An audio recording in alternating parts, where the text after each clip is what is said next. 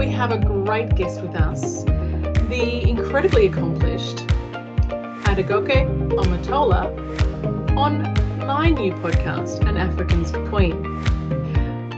Adegoke is a leadership coach. He's a customer service trainer. He's an author and he's the host of his own podcast, Leadership with Adegoke. I'm grateful to have been a guest on his podcast, and most importantly to my audience, Adegoke is a Nigerian entrepreneur. Adegoke, welcome to An African's Queen. Thank you so much, Caron. I am so thankful and joyful to be on your platform. The last time we spoke together on my platform, you came with a lot of enthusiasm, energy, and content. I just want to salute and celebrate you. Thank you so much. Oh, bless you. Are most welcome. I had a ball. It was really, really great. I was heavily pregnant and you were testing parts of my brain that hadn't been used for quite some time. So I listened back to it recently and had a laugh at myself because I couldn't believe that I was doing it. So here we are, many, many months later, with my son now 9.5 months old, and we're now interviewing you. Yes. The tables have turned around now, so. I know, this will be really interesting. So as you know, An African's Queen has three main themes, yes? We want to talk about you and your business, and in particular, because it's a Nigerian business, we want to talk about the intersection of business in Nigeria and emotional intelligence. And so we'll look at a case study, or we'll look at your work through that lens.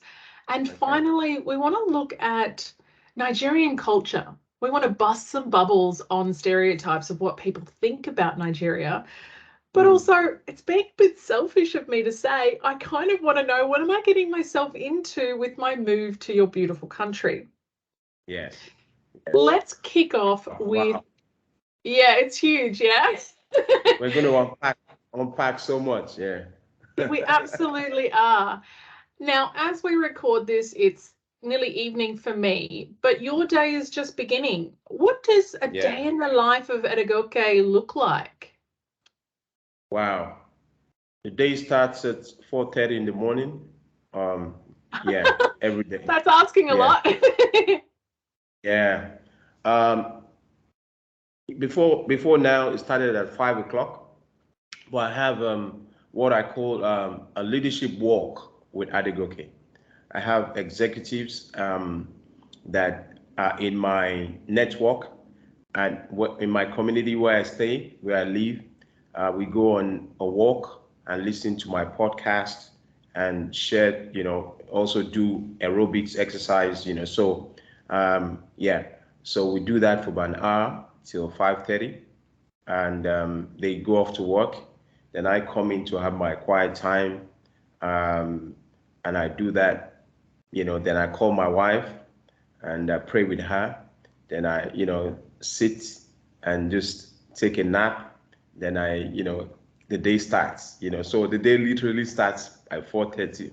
But what happens is that helps me to, kickstart the day. So I don't wait for the day to start because I need a lot of energy, a lot of enthusiasm. So the chemicals, the dopamine, all those, they come together and really give me a lot of excitement. Yeah. And also the meditation part. And so I've been doing that, the 4:30 part, I've been doing that for about a year. Yeah. For the 5 o'clock, I've been doing that for about 10 years. Yeah. Wow. So my fitness and my meditation, everything connects. So it helps my mental health, emotional intelligence. So I come up and show up with a lot of enthusiasm. That sounds beautiful. And it certainly sounds like you are motivated to start your day with intent. Oh yeah. I listen not just to my podcast. I listen to a lot of podcasts. And in fact, I listened to two this morning. One, a professor in Duke University in the US, is 80 years old, is a Nobel laureate, and he spoke about mentoring and about the principles that he is used to, to show up intentionally and to add value. So I listen to so many podcasts, coaching for leaders, Maxwell executive coaching, my own podcast. So by the time I show up with a lot of depth. So I'm just so thankful. And I just came back from a conference in Port Harcourt, a conference for HR professionals, which I also belong to. It's called the Chartered Institute of Personnel Management. So we have about 3,000 HR executives sitting in the room, networking, coming together with ideas. And the theme of the session was leading nations, uh, leading people. Yeah. How appropriate for the upcoming election. Let's not open that can of worms. Yeah. Tell me a little bit more about your business. When did you start your business and what is it that you do?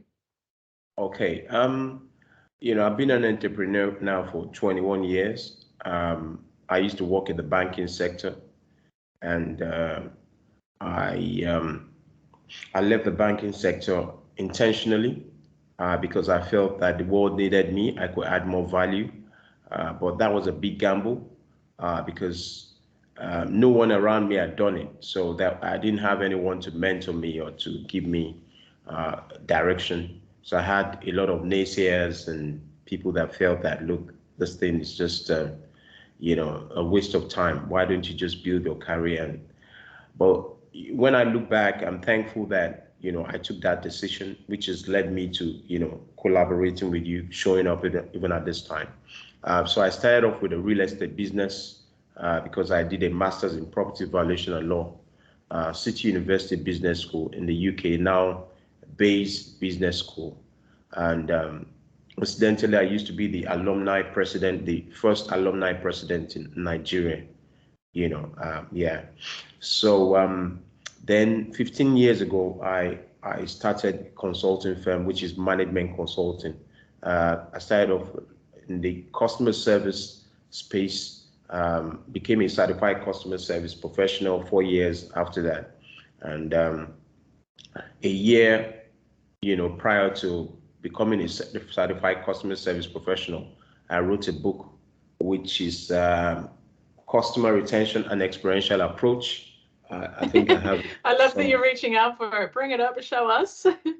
Yeah. So it's a good book, and We'll definitely be making sure that we share in the show notes a link to the book. Yeah, brilliant. This is actually the second, the third reprint. I have the fourth reprint, and the book has been sort of like a major breakthrough for me because your book is actually more powerful than your business card. It gives you access into many lives. My book can enter your bedroom, but I can't enter your bedroom. So there's a lot of privacy. The quotes from my book that resonates in your mind and speaks to different areas of your business. And so going back to your question, for what we do, I'm a leadership coach, like you mentioned earlier, and I'm also a customer service professional. But in the area of leadership, joining the John Maxwell team in 2014 and becoming certified in 2016 in Orlando and the US, Orlando, Florida, it's opened me up to massive networks and people in that space were professionals. They come together. They call me Mr. Collaborator. Yeah, my podcast, we've done a 90-second session and we have had 80% of interviews with those in the diaspora, from Australia to the UK to the US to, far-flung places we have never been to. And the podcast, just as I pushed out the figures and the analytics this morning. People are listening to us in Russia. People are listening to us in India, in Nigeria, in Canada, in the US, Iraq. And definitely Australia. I saw your post on LinkedIn. Melbourne. Yeah. Such great results. Congratulations. And you're Yeah. right, it's not a race, it's a marathon. You've got to take your Yeah. time and Yeah. trust in that process. This is my second podcast. My Oh, first one wow. was, my first one Congratulations. was many years ago. Thank you. And you know what? The only reason I closed that one is because I had my first child and my business changed direction and it wasn't appropriate to keep it going. So this is Yeah. really exciting to be doing it again. I'm loving that I'm doing it in a different format. I'm loving that I can do it in video and audio. Yeah. Wow. Because for me, just like you're Mr. Collaborator, I must be Mrs. Collaborator because I love Wow. nothing more. I love nothing more than this, the connection, even though Yeah. we've got a screen between us and many thousands and thousands of kilometers Yeah. and time difference to boot, we're still here, we're still connected, we've got eye contact, we've got smiles, and Yeah. we've got that heart on heart connection Yeah. in a really beautiful way. With your business, we talked a little bit about your emotional intelligence before and sort of, as you know, my management consultancy background includes emotional intelligence coaching and Yeah. consulting. Yeah. There's a lot of correlation between the work you do in leadership coaching, but also what I do. So what I want to do is a little bit of an activity. Okay. I want to do a little bit of a collaborative case study. Okay. I want you to think of a leader that you have coached in the recent past and tell me a little bit about their characteristics and the challenges in their role and what you saw when you were coaching them towards solutions and how you interpreted emotional intelligence to play a part in that. Can you Mm. share? Yeah. Thank you so much, Karen. I just want to salute you. I think this is not accidental. Um, I feel so touched, because, you can't give what you don't have. I've been through mountains and valleys, and sometimes I just wonder, am I really doing the right thing? But, with this, it's really given me, a deeper perspective. It's been 2 decades of just navigating through. I show up, sometimes I feel that maybe no one is seeing me, but right now, with the analytics and even speaking to you right from Melbourne, Australia, I'm in Lagos, Nigeria right now. It makes a lot of sense, and I just want to appreciate you. You don't know what you've done, but with time you will appreciate what you've done and what you're also going to be doing, touching lives. Now, I'm really excited for that. yeah, yeah. Now, I just want to share a case study. Um, Recently, a friend of mine in the UK reached out, to my network and said needed a coach. She needed a coach, a male coach, to help an executive in an organization that was moving into become a financial director. But he had tried twice to move into that role. Uh, he was part of you know, um, the first set of employees to be taken on, and he knew the culture and all that, but he didn't have that emotional intelligence, those skills that were required, uh, such as self-awareness, empathy, self-regulation, social skills. So she needed Can someone. I pause there? Did he know he didn't have them? Yeah, it was the management that realized that for that role, being a financial director, he was like, a figures person.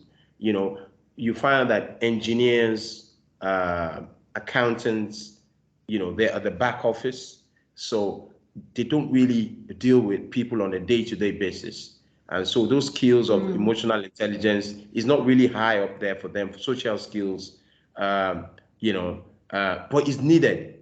But But they don't also, know. though, consider people in those roles are very analytical.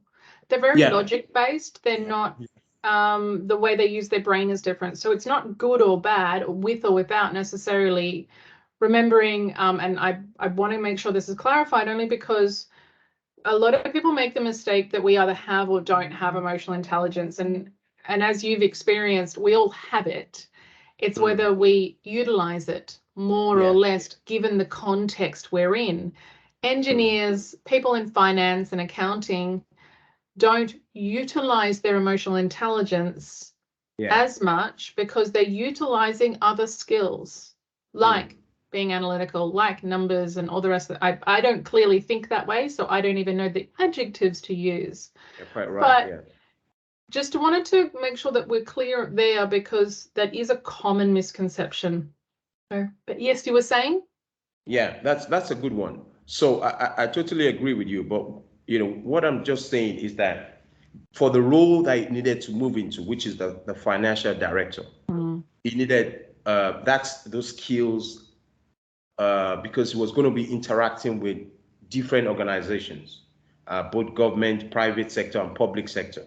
So it was going to become like the face of the organization. And to step into that role, you needed higher skills, emotional intelligence. So they brought me in to coach him for 3 months, and we did 9 virtual sessions and 3 physical sessions. And by the time we were on the 6th session, there was a turnaround, a 360-degree turnaround, and he himself became so emotional. He said he never knew these were the limiting factors, for him. I mean, he couldn't really drive the team in such an intentional manner in terms of transformation. The followers were laid back, but when we deployed the skills, the technique, his work ethic, there was a major improvement. And so right now, even before we finished the program, he was promoted into the new role of financial director. Oh, that's excellent. Kudos to him, but also kudos to you for taking him on that journey of transformation and growth, because it is really, really hard. What I love to say about my work is that I like to source and then shine that best version of yourself, that gem that is hidden within you, that we are all capable of.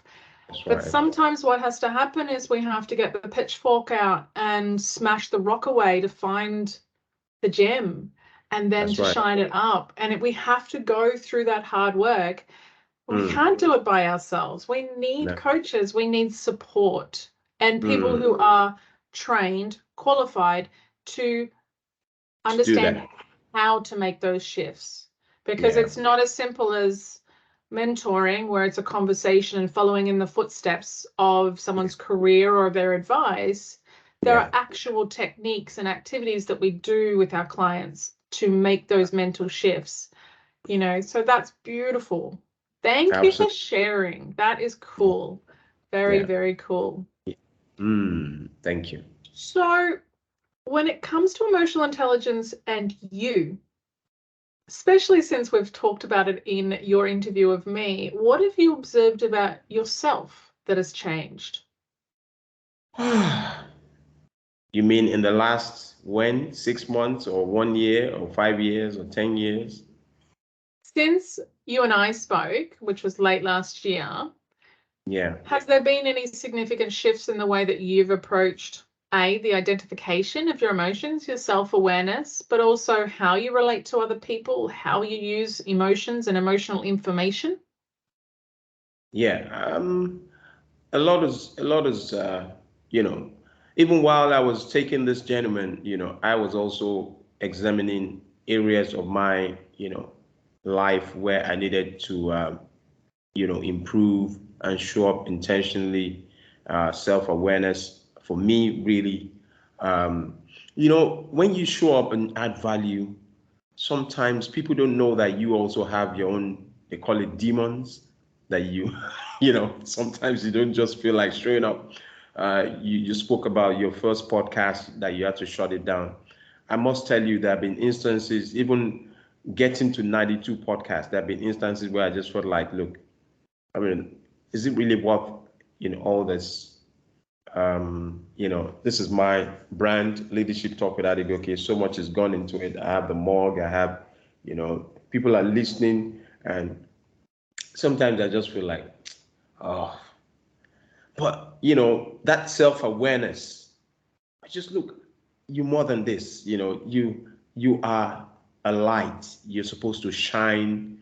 Don't. This is not the time to drop the ball. So many people are relying on you, not putting yourself under pressure, but yeah, you're doing well. So I do a lot of positive affirmations. When I go on my walks, I speak to myself, call myself by name. Tell myself I have a great future. Tell myself that this is just the beginning. Just scratching the surface, and you know, um, I recently finished a training. I joined, a special force, paramilitary, organization, and I became the second in command in my class. There are about 120 leaders, and I became the second in command, and even leading them because in that space it was a security, based environment, and everyone was very articulate and sharp. We had to go through drills, we had to go through exercise, mental agility, everything came into play. So my emotional intelligence was really tested and stretched. You had people from different backgrounds, so I came out, quite well. I mean, and they were so thankful. And my leader was saying that if not for the fact that I was there, he wouldn't have been able to lead properly. That I should, in fact, it got to a stage he said, look, he can handle it, that he wants me to become the leader. And he took me to the authorities and said, look, this man should be the leader. I can't do it. And they said, no, you've already been chosen. So much has happened. I'm just so thankful, just so thankful. And even for my family as well, my wife, my daughters, conversations that we have, even as a family, is very rich, very deep, and gives a lot of meaning to what I'm doing now. Because if you show up out there and you do what we're doing, I'm sure you see me all over the place, and you wonder where's this energy coming from, because the home front is also, it's there's so much gratitude that my wife is, supporting me. She's giving me a lot of confidence. She's praying for me. She validates me. My daughters also, they're my cheerleaders, and I cannot say my story will be complete without the home front. So it starts from there. I'm not just showing up, and because you can read through someone that is just trying to, show up there and just, just do it. And you can read through someone that is authentic because it comes from within. You can't give what you don't have. When you're talking about emotional intelligence, it's very deep. It's a combination of so many things. So your home must be, well, uh, put together. Because it flows from there. When there's love in your home, your husband, your wife, your children, there's laughter, there's bonding, there's teamwork, there's collaboration, then you're able to take that out there, and it's effortless. Yeah. Of course, yeah. It's very genuine. Absolutely. It's kind of interesting when I think about the huge shift that we've decided to do in moving to his home country and to Lagos. Yeah. I was talking to somebody today when I did school pickup, and his eyebrows shot out of the top of his head. He couldn't believe that we were picking up and moving to another country, let alone Nigeria. Yeah. And it was interesting to hear his perspective on our choice. Our choice feels really natural and normal until I remember that it's really actually not that normal. It's interesting because I think culturally I'm probably a little bit better adjusted to living in other countries because I've traveled quite a bit. Yeah. But I've only been to Lagos once, and that was many years ago, and it was only for a short period of time, and I was predominantly with his family, so I was in a bit of a cocoon.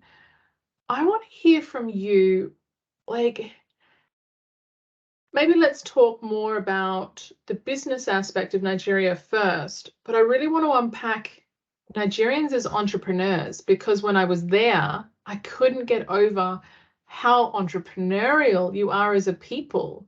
I feel like you guys could sell ice to Eskimos and you'd make a profit, like a really healthy profit. Yeah. So what do you think, where do you think that comes from? Why do you think Nigerians are so entrepreneurial? Right. Thank you so much for speaking to that. And I just want to also say that I salute and congratulate your husband for taking this initiative. Um, it takes a lot of depth and grit, to do this. I remember when I was relocating back to Lagos, Nigeria, about 25 years ago. Just finished my master's, and quite a number of my friends were telling me, "Look, you're going to commit suicide. Why don't you just stay in the UK? Everything is here and all that. But I felt, I needed to move on. And it was a personal choice.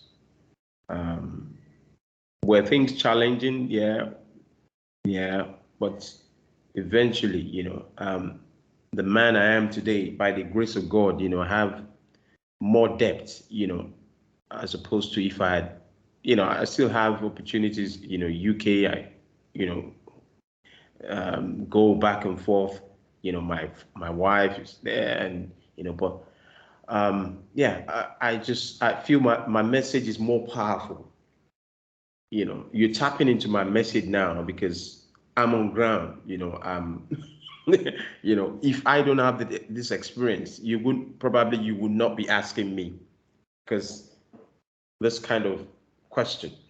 Now, going to the entrepreneurial spirit, because the way Nigeria is different from the UK and Australia. Um, the in the UK, in the US, they have the social security safety net, which is like welfare, if you're out of work, unemployment benefits and all that. But here, there's nothing like, they have a bit of, they have, things like school feeding, they have, for those who are, maybe like cash transfer, a stipend, but it's not really as structured as, uh, living in developed nations. And so that is like that is a survival of the fittest. You have this survival instinct that, look, I have to provide for my family. So the average woman who is married to an artisan, she's selling sweets by the side of her house. She's selling groceries, because she has to augment her husband's income. Um, so, so from an early age, you have people uh, going out there, to try and earn a living. And so the kind of system here is such that the government can't tell people, and even during COVID, it was difficult for the government to tell people to stay indoors. In the UK, they had COVID, they had, COVID support and all that, So, but, the impact of that is also that such that the economy couldn't sustain it, and now you could see that, the prime ministers are changing so frequently because there's a big hole as a result of the spending during COVID. But in Nigeria, we don't have such a support system. So everyone is just trying to survive and that's the way the system is wired. So the entrepreneurial spirit is very high. You can't, some people live from day to day.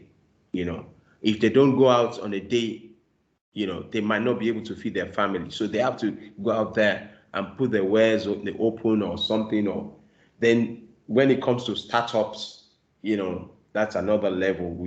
In terms of, we have the Gen Zs, and the millennials. They're really showing up globally. We have, in the area of data analytics, some of creating apps, payment systems. We have the Paystack.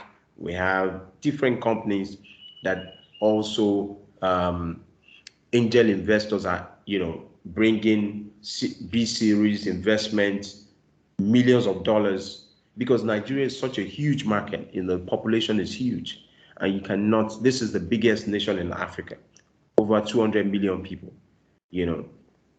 And we are surrounded by small countries such as Ghana, Togo, Republic of Benin, Cote d'Ivoire, Ivory Coast, and so not, nothing adverse must happen to Nigeria, because where do you put 200 million people?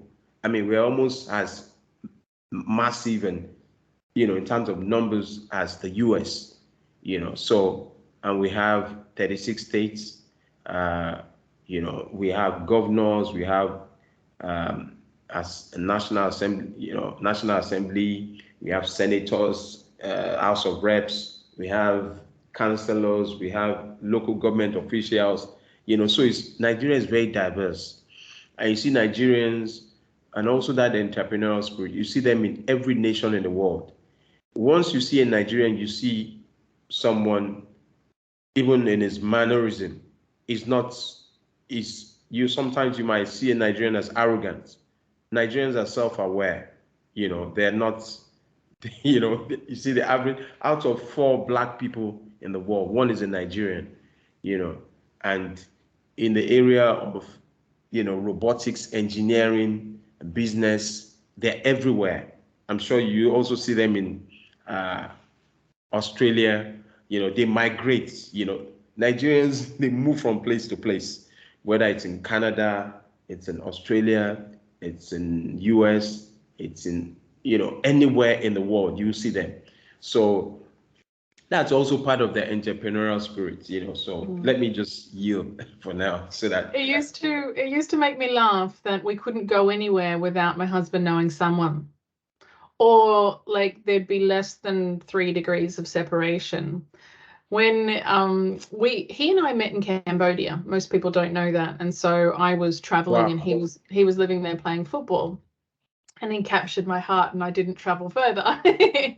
Now, when I came back to Australia to set us up, and he was still there, I met a gentleman here who I interviewed for my old blog called An African's Queen. It's actually still alive. I'm just going to repurpose the content one of these days. But I was going to interview a gentleman for that website. Yeah. And I stayed in contact with him. We became very, very good friends. And then when Sunny arrived to the country, I introduced them. And within the first 3 minutes of meeting, they were still in the driveway, and they'd worked Wow. out the 1 degree of difference between them. And it turns out that Lukman had met my husband playing football because they were in neighboring suburbs, and he knew Wow. of him because his nickname back home is Machine, because he Okay. plays like a machine. And it was just one of these moments where I was like, does everybody in the diaspora know each other? And sure enough, if you're Yoruba, you probably know each other. And it's such a small community, and you can't go far. And I mean, that's a good thing, and it's also a bad thing. It's good because you've got the supportive community. Wherever you go, there is a Nigerian community, guaranteed. And there's the flip side of that as well. And I think what I've seen of Nigerians in the diaspora of Australia is that for some reason, and I don't quite understand it, maybe you can talk to it from your experience with the UK, they lose their Nigerianness. is it the loss really of that need to thrive and to survive in order to thrive? Yeah. Like, I've noticed Dowder getting a little bit soft around the edges in terms of what he will and will not put up with in terms of that resiliency strength.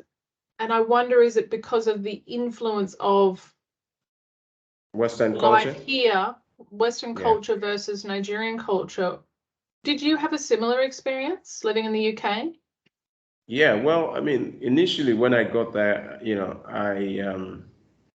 there's a bit of confusion, because sometimes you want to be accepted, into the system, Uh, mind you, Nigerians are not the only blacks in Australia. You have others, from other nations. But and it comes to self-awareness, if you really know who you are, you have an identity, you go deep into it, and you don't want to, because some people, if they don't really have strong values and know who they are, they might just want to, put it aside and become someone else and begin to want to speak like an Australian or speak like a Canadian, or lose that. But that identity is what makes you unique and stand out. My name is Adegoke. I mean, I don't want to become, and what it almost happened to me because when I was working in the UK, I was working in the underground, and I was selling tickets, and because no one could pronounce Adegoke, well, I changed my name to Alfred. Yeah, Oh, and wow. so one day my dad called, at work, and said he wanted to speak to Adegoke. And he said, "There's no Adegoke here." And they dropped the phone on him. He kept on calling. That's how one of my colleagues said, probably is Alfred, The only guy they have here is a black guy, and his name is Alfred. And my dad said, "Who gave you Alfred? Who called you Alfred? Why are you changing your name?" So eventually I abandoned the name, and after a while, and I realized that it wasn't doing me any favors. Why should I change my identity because I wanted to blend into the system? And that uniqueness, of that name, is what there's a reason why I'm called Adegoke. And the story is, when my dad had a master's in law when he was in the UK. I was born when he got his PhD, in law. So it was like an elevation that he had moved up, So that Adegoke has a meaning. So yeah, and yeah. So I think it's trying to be become acceptable, and there's so much pressure as well because um, someone will tell you you have an accent. We all have accents. So they say, sorry, I can hear you. So you're like, okay, so maybe probably as you begin to speak like an Australian or Canadian or so yeah. So I leave, Yeah. yeah. I hope that answers your question. It does, wonderfully so. We were quite intentional in naming our sons. Very intentional. My firstborn, his name, they're both Arabic names. That was very Okay. important to us, particularly to my husband. But the firstborn's name means radiant, like the sun. Okay. And the secondborn's name it means king, Okay. so, and he has the personality of a king, I can assure you. Wow. But we Wow. also wanted to pay our respects. We gave each child two middle names, one that my husband's family named. They gave him a traditional Yoruba name, and I gave him, and or my mum actually gave him a Western name. And the same for the second born. We gave them an option to give, a name, but we chose to name our second born after our fathers. Mm. So the second and third name for our second born is the name of our fathers. Wow. And yeah, because it's very important for us to pay our respects. And if we're blessed with a third, I don't think it'll be natural. I think I'll adopt. But we're hoping for a little girl so that we can pay our respects to our mother, our mothers. And names, I think, have an incredible significance. Most people don't know that I wasn't given the name Caron when I was born. That was the name my mum wanted to give me, but I was given a different name. I was given the name Karen. And my father had said, no, no, no, you can't name her Caron. No one will be able to say her name. They can't say it. Nobody will spell it right. And, she'll grow up resenting her name.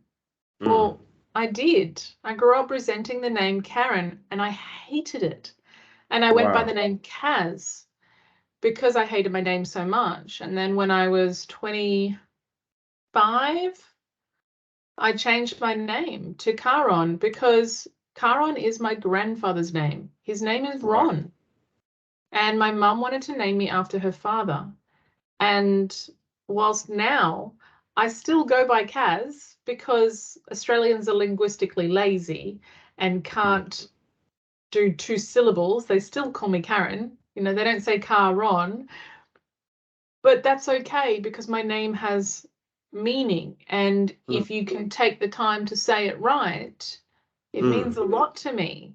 And if you can't, well, Kaz is still an acceptable alternative. So when we have this identity so closely associated with, what's important to us, that becomes part of our value system, and it shapes who we are. And I'm really grateful. It's one of the best decisions I made was to change my name because it enabled me to really start to learn how to come out of my shell. And then obviously years later when I met my now husband, it went a lot further. So yeah, I get it. And I'm grateful to you to not having a westernized name like Alfred.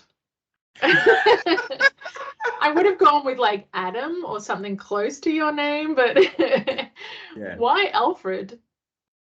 Well, my initial is A-O, so I felt like Alfred, it's close to A, so it just came there. So I actually used it for about 3 years, Alfred. In fact, they used to call me Alfie at work. Alfie, yeah. So, but when I was ready to come back to Nigeria, I abandoned the name Alfred. I went back to Adegoke, and that name has a lot of meaning, progression, career. It's helped me so much, even as I'm also a pastor. Oh wow. Yeah, I've been a pastor for 16 years. I have a congregation. 95% of my congregation are police officers. Wow. I would not have guessed that, but that's kind of cool. I'm glad you're well connected. So if ever I get into trouble, I know who I'm calling. Yeah. So, but being a pastor to police officers, you need a lot of emotional intelligence. There is an elephant in the room here with this concept or this idea, this plan to move to Nigeria, and that's I'm Australian, I'm Caucasian, I'm a female entrepreneur. I'm wondering, does that matter? And yeah, I mean, I think I want you to tell me the harsh truths. Like, what benefits do you think I will have, but what challenges will I have? Yeah, because I'm just trying to be, use the right words. I'm just thankful that for this connection. I'm also thankful to Bron for bringing this. Bron Williams, unconscious bias expert. She's brilliant. Yeah. And I know that you appreciate the authenticity, in which I bring to the space. Because you can sort of like identify with, the depth, in terms of this guy has some knowledge. And I've shared with you, it didn't just come accidentally, it's been intentional. Yeah, and I'll tell you the way it is, without embellishing anything. Yeah, the way you coming out is very unique. You putting yourself out there without any gal. You're willing to learn. You're willing to grow.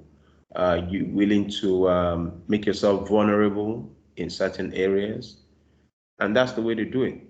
And you're asking questions, the right questions, and you want to learn, and you're putting yourself in the right spaces because it's not everyone that would accept your message. My message is deep, like yours, very deep, and it's not for everyone. But without a doubt, I can assure you that uh, because of my own networks, which is wide, I mean, just shared. If you look at where I'm coming from, different areas, I'm thankful to God, but the message I'm carrying is very rare before you can see someone carrying this kind of message. The identity that I have, the uniqueness. And it's because of years and years of trials and challenges and just going, placing my hands in the dark and just eating obstacles and so I show up and I'm able to, so someone opened the door for me. And so I have to also become a platform for someone like you to step on so that you can have access. So in your journey, as you want to transit into the Nigerian environment, I just want to let you know that you have a platform, you know. Yeah, yeah. Thank So you. yeah, and I'm not someone, I mean, I met someone recently and he said, "Who are you?" I said, "Go into Google." When he checked Google, he said, "Wow, this is you all over the place." I said, "Yeah." I mean, I can't just put this up within 10 minutes. Yeah. If you want to check me out, I'm who I am. That is it. I don't have two identities, I mean, and there's been a consistent um, trajectory, the last few years. So when you look at yourself as an entrepreneur, how do you fit in? There's already a community that you have to just it's plug and play, you know. And where do you plug yourself into? The spaces just like where I plug myself into. My communities, maybe in the John Maxwell team. You don't even have to be a member. Just introducing you to those communities and see how you can just like you said you are Mrs. Collaborator. I'm Mr. Collaborator, So I just want to make it as simple as that because a lot of people have this impression that Nigeria is a jungle. But I tell you, there's massive, massive, massive knowledge here. People that are willing to help, people that are genuine, and very authentic people. So I can assure you that, as long as you're willing to tap into that community, yeah. Because you see, the truth of the matter is that if I want to come into Australia now, Melbourne, I would have to reach out to you and Bron. Yeah, Absolutely. yeah. The first So thing I'm I not. would do is take you to a Niger party. Chances are So you'd know 5 people there already. It's all good. yeah, yeah. So I mean, you know how the system works, and so what you're doing now is you're being intentional to plug into that system. Because anything apart from that will make your journey a bit longer. You eventually get there, but you don't want to spend a lot of time and just walking in the dark and hitting obstacles. No, Yeah, and that's just it. I think the right word for what I'm doing is intentional. And the reason is because, as you alluded to before, or spoke to quite specifically, the expense of life now in the UK is the same in Australia. And it's so expensive that we can't save. We want to leave, but we can't save.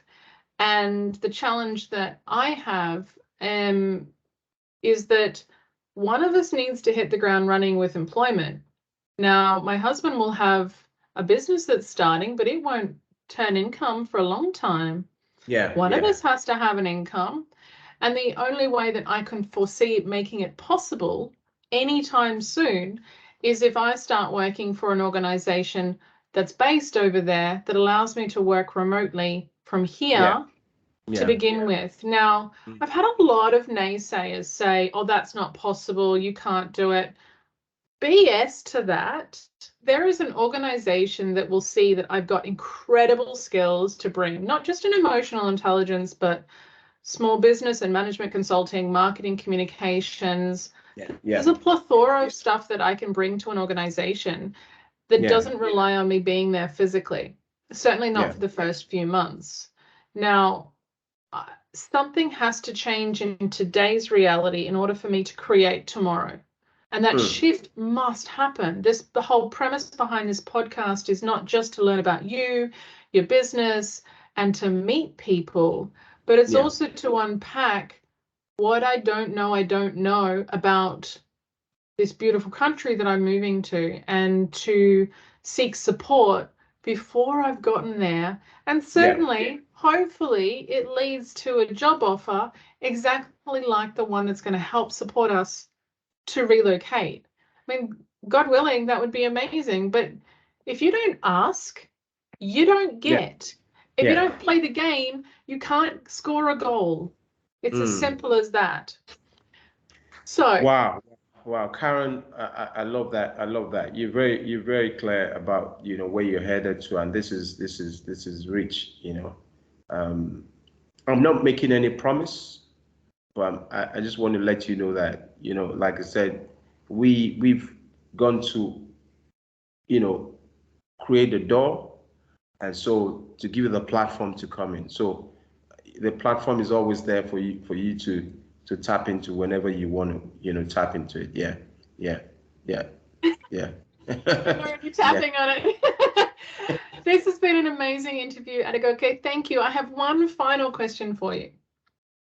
Completely off tangent to what we've discussed before. When I get there, I'd love to visit your favorite place in Nigeria. Where would we go and why? Okay. Well, I have so many favorite places, but there's this hotel. It's called Radisson Blue. It's not that I go there all the time, but the environment is very cozy. The food is good, and you know, there's a lot of warmth in that environment. You know, it's not too far away from where I live, and it's a good place. Radisson Blue Hotel, and it's good, very convenient. Yeah. Excellent. Well, that's exciting. Maybe I'll stay there when we arrive. Yeah. Oh, beautiful. Adegoke, thank you so much for taking the time to chat with me today and have such an expansive conversation. Thank you. Thank Have you. a good night. Yeah, okay. Have a Bye-bye. great weekend. Because Bye for now.